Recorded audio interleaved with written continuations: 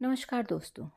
आज की कहानी तो बेगमों की है, लेकिन इसकी शुरुआत होती है 1975 शेख मुजिबुर रहमान, जो कि बांग्लादेश के राष्ट्रपिता भी कहे जाते हैं और उस वक्त बांग्लादेश के प्राइम मिनिस्टर थे।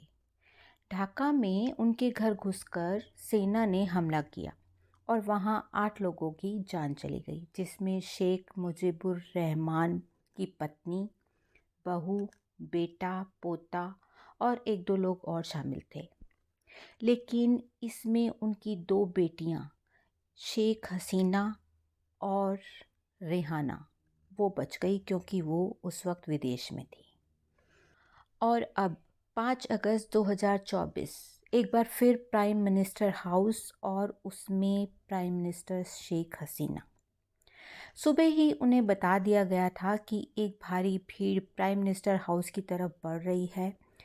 एक भीड़ उनकी अवामी लीग पार्टी ऑफिस के दफ्तर भी जा रही है और लोग बहुत गुस्से में हैं।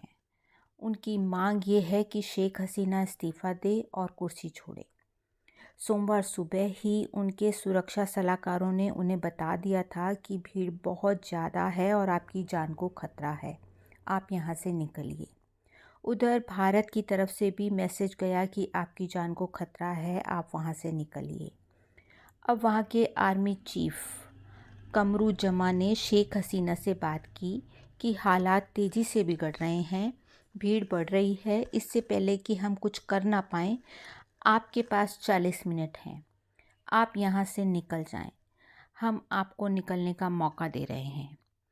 इस बीच शेख हसीना ने अपने बच्चों, बेटा और बेटी से बात की और बच्चों ने भी उन्हें निकल जाने की सलाह दी और फिर उन्होंने इस्तीफ़ा दे दिया।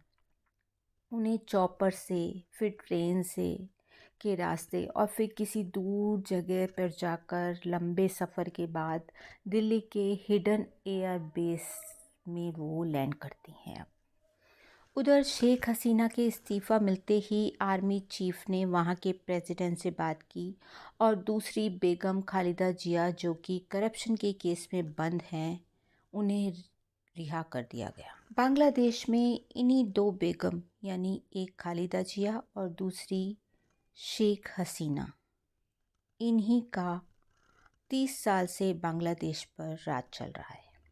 लेकिन इन दोनों की आपस में कभी नहीं बनी और इसकी वजह है 2 कत्ल। एक बांग्लादेश के राष्ट्रपिता कहे जाने वाले शेख मुजिबुर रहमान का कत्ल और दूसरा खालिदा जिया के पति जिया उर रहमान की हत्या। इन दोनों कत्ल ने इन दोनों बेगमों के बीच की दूरी को हमेशा बनाए रखा। 1975 में जो हुआ उसके बाद शेख हसीना और उनकी बहन रेहाना बच गई। उन्होंने, क्योंकि ये दोनों बांग्लादेश से बाहर थी, अब ये दोनों बांग्लादेश लौटना चाहती थी, लेकिन सभी ने मना किया, तो इन्होंने भारत से मदद मांगी और भारत में 6 साल नई दिल्ली में ये रही। उधर बांग्लादेश में सेना चीफ जिया उर रहमान अब आर्मी चीफ बन चुके थे और उनकी पत्नी का नाम खालिदा जिया। उनके 2 बच्चे हैं। आर्मी चीफ बनने के बाद जिया उर रहमान ने तख्ता पलट कर दिया और बांग्लादेश के प्रेसिडेंट बन गए। लेकिन आर्मी के अंदरूनी कलह की वजह से आर्मी के कुछ लोग उनके खिलाफ हो गए और 25 मई 1981 को वो एक दौरे पर चटगांव गए। वहाँ आर्मी और सुरक्षा कर्मियों के जो उनके सुरक्षा में लगे हुए थे, उन्होंने मिलकर उन्हें गोलियों से छलनी कर दिया गया और फिर से एक बार आर्मी की हुकूमत शुरू हो गई। लेकिन खालिदा जिया, जिया उर रहमान की पार्टी बीएनपी यानी बांग्लादेश नेशनल पार्टी की सर्वेसर्वा होकर राजनीति में आ गई। अब 1981 का दौर आया। शेख हसीना दिल्ली में अपनी बहन और बच्चों के साथ हैं, लेकिन बांग्लादेश में डेमोक्रेसी का दौर शुरू हुआ और उनके शुभचिंतकों ने शेख हसीना को बुलाया और बांग्लादेश में लोकतंत्र की मुहिम छेड़ी।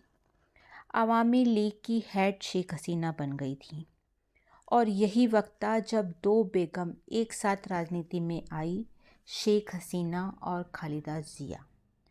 अब दोनों लोकतंत्र चाहती थी। दोनों ने आंदोलन चलाया और जनरल इरशाद आर्मी चीफ को बांग्लादेश छोड़ना पड़ा।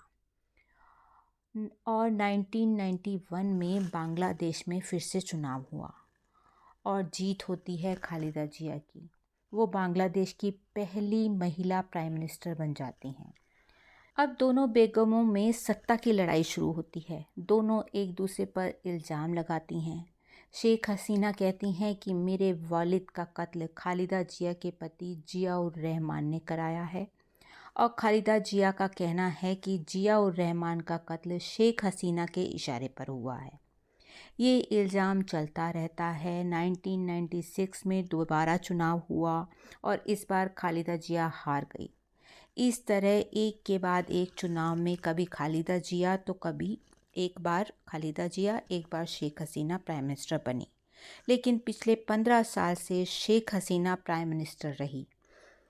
बीच में चुनाव हुए लेकिन शेख हसीना ही आई और खालिदा जिया को करप्शन के केस में जेल हो गई। शेख हसीना ने बांग्लादेश के लिए काम तो बहुत किया, लेकिन धीरे धीरे पूरी मीडिया, अदालत, सब पर उनका कंट्रोल होता चला गया। उसका नतीजा लोगों में गुस्सा बढ़ गया और लोगों का फैसला शेख हसीना को बांग्लादेश छोड़ना पड़ा। अब खालिदा जिया जेल से बाहर आ रही हैं।